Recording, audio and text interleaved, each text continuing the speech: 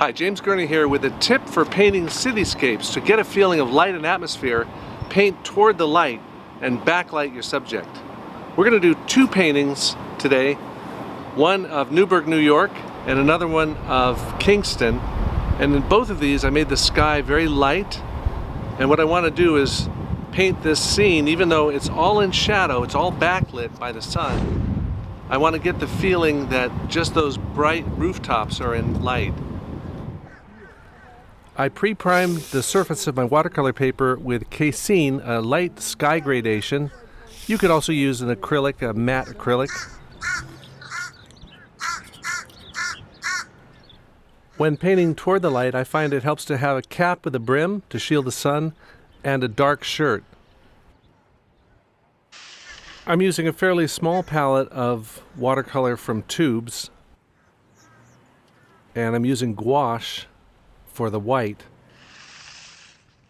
The colors, when you're facing toward the sun or toward the light, tend to be a little bit duller than they do when you're facing away from the light.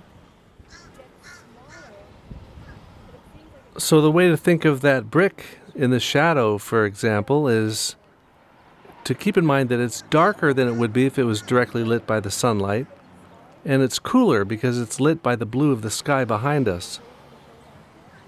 The leaves that are backlit on that tree are very intense yellow-orange because the light is shining through them. For me, the whole appeal of this view is that little opening into distant space between the buildings. Compressed in that space is the telephone pole and the wires and those two buildings in the distance whose rooftops are lit by the light.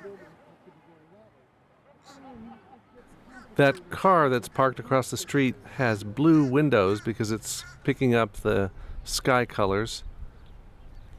And the windows themselves are also blue for the same reason. We've painted in Newburgh before, and I'll put a link up there in the upper right-hand corner to a previous video about painting in Newburgh. A lot of friendly families come up to see how we're doing. That is cool. I want to paint, Daddy. I want to paint. Yeah, it's hard. Yeah, it's hot. You gotta practice. I can't even paint like that. You gotta practice. Oh, that's the back of that.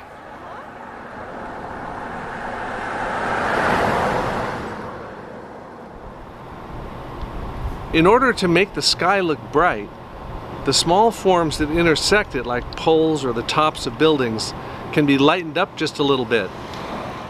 That way I can get the same effect you see happening naturally right now with the light flaring into the lens. I'll do that with carbothellos. They used to come as colored chalks, but they come as pastel pencils. The color that you use for lightening the silhouettes of the small forms should be the same as the color field that it's up against.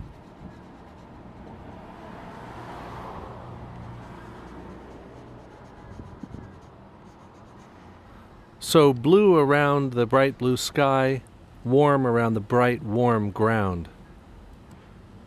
The colored pastel down here stands in for the dust that's kicked up by the cars as they drive around.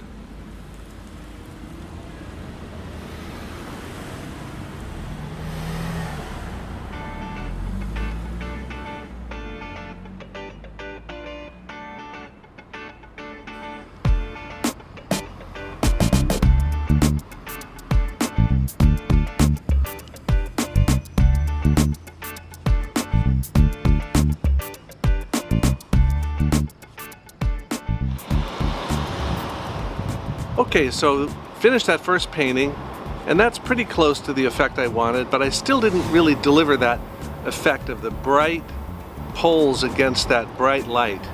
So I want to try this again.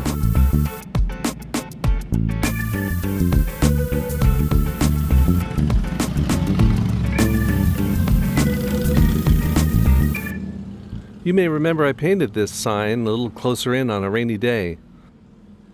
This time it's just cold, a couple of degrees above freezing. White yellow ochre, ultramarine blue, and transparent red oxide. I might add another red if I need it. Diane says, ooh, permission to use opaque. And Yvonne says, right on, you used white. In my watercolor class, it's a sin to use white or black out of the tube. Well, Diane and Yvonne, I know what some teachers are getting at. There's a real beauty to pure transparent watercolor, and everybody should try it. But I think everybody should also try painting in gouache using just black and white and doing a grisaille. But as far as using mixed media, watercolor and gouache together, there's a lot of great painters of the past. Anders Zorn, Adolf Menzel, Edwin Austin Abbey, Thomas Moran, John Singer Sargent, who all experimented with mixed media. So I figure I can too. There are some formal watercolor societies that have very strict rules about what's allowed and what's not allowed. And if you want to be part of that group, you got to follow their rules. But in the real world of painting, there are no laws or rules or 10 commandments. So there shouldn't be any guilt or shame or hesitation to experiment. What I'm doing here is working over the priming, which is in casein. I'm using white gouache with a little yellow ochre and allowing the blue to show through.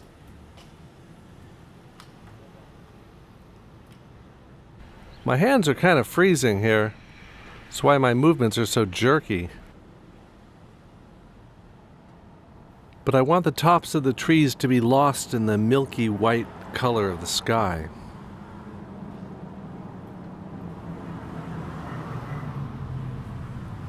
Oh, it's up to 35 degrees now. Nice. Just a little above freezing. I can do most of the painting with a 3/4 inch flat brush because the shapes are fairly rectangular.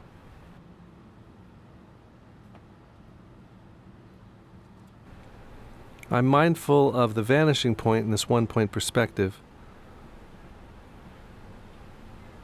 It takes a little while to dry because it is quite cold.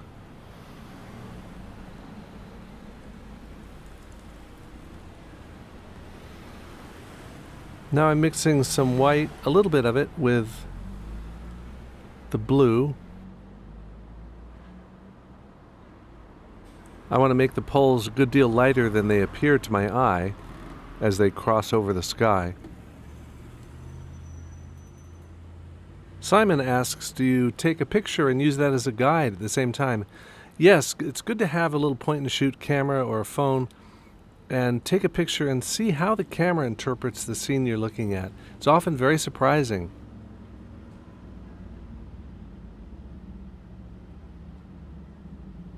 As I'm painting, I also think about photographers from the past that I've looked at, like Eugène Atget. His wonderful effect of the light sky melting the tops of the small forms. And I see this in photos that I take, especially looking toward the light, or contre-jour, as they say in French.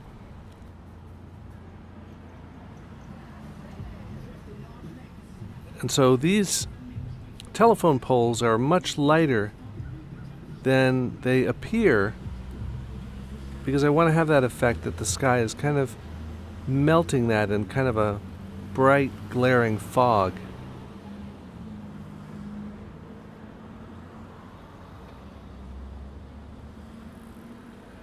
Notice how gouache gets darker as it dries. It goes down a little bit lighter, and then the light colors often get darker as they dry, and the dark colors often get lighter as they dry.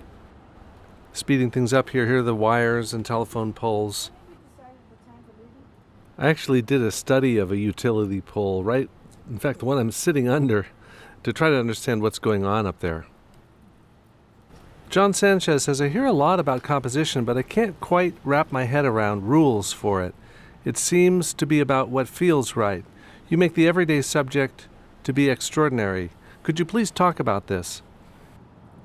John, I'm reminded of a quote by the photographer Edward Weston, who said, consulting the rules of composition before taking a photograph is like consulting the laws of gravity before going for a walk.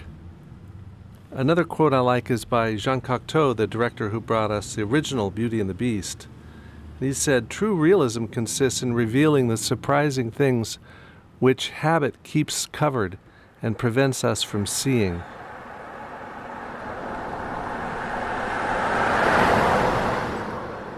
So I'm not really highly conscious of composing in the sense of arranging elements and placing objects. Instead, I'm just trying to capture what's there, but I'm driven by something invisible, in this case, a feeling of light and atmosphere.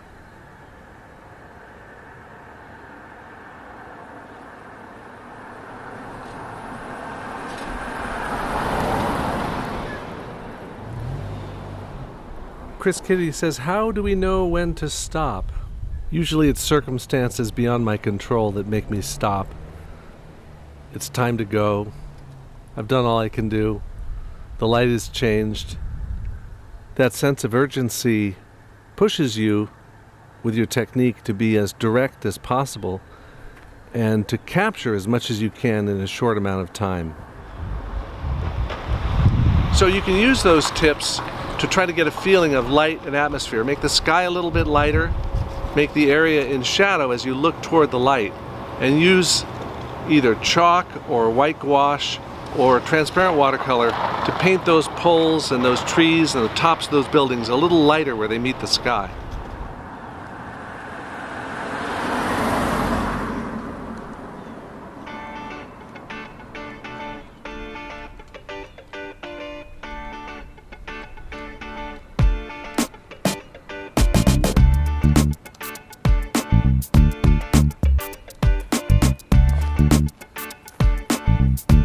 Okay, thanks for watching.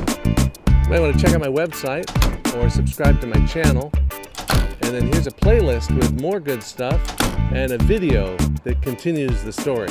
So check them out and share with your friends.